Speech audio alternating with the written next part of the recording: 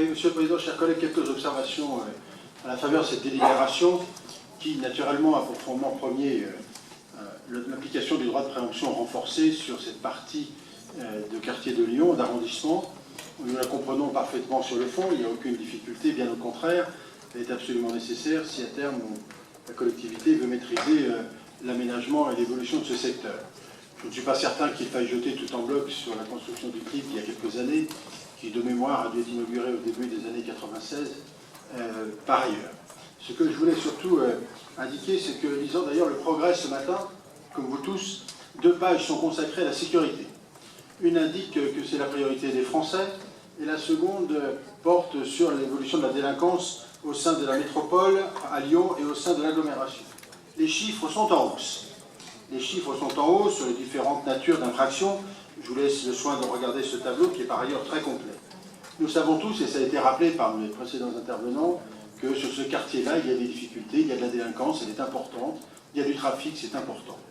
L'urbanisme ne peut pas tout. Bien sûr qu'il faut réaménager, bien sûr qu'il faut reconstruire, mais c'est insuffisant à la tranquillité publique et à la possibilité qu'auront les habitants un jour ou l'autre de pouvoir trouver une once de tranquillité dans ce quartier et vivre paisiblement. Ces derniers mois ont vu des événements assez dangereux et insupportables, à la fois dans le centre de la Presqu'île, mais aussi sur le quartier des Guillotières. À telle enseigne que des commerçants qui jusqu'à maintenant étaient plutôt paisibles ont cru bon de se regrouper ensemble pour venir renforcer l'accord des commerçants de la Presqu'île sur les éléments de délinquance du samedi soir, notamment, et du vendredi soir. Il a fallu attendre très récemment que la ville de Lyon, disposant d'un système de vidéosurveillance, l'utilise à l'usage de verbalisation, ce qui d'ailleurs était le cas dans d'autres communes de la métropole que je connais bien depuis de bien nombreuses années, et qui a montré très souvent son efficacité.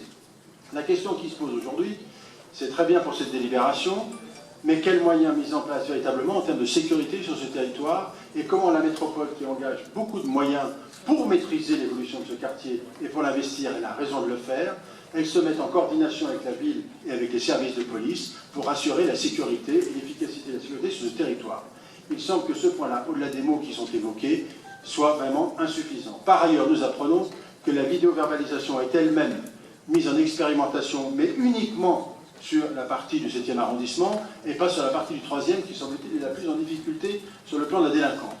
Donc cette affaire-là met en effet délibération, en tous les cas les propos qui ont été tenus, met en évidence cette difficulté majeure de la sécurisation de nos quartiers, qu'ils soient à Lyon ou qu'ils soient ailleurs, et du rôle de la métropole dans ce domaine-là, dès lors qu'elle investit énormément, et qu'elle met énormément de moyens à l'amélioration de la qualité de la vie de nos différents concitoyens. C'est la raison pour laquelle, d'ailleurs, sans faire de polémique particulière, ici, je pense qu'il est quand même assez intéressant de réfléchir aux nouvelles compétences que détient la métropole dans ce domaine-là, pour venir en soutien à la tranquillité publique.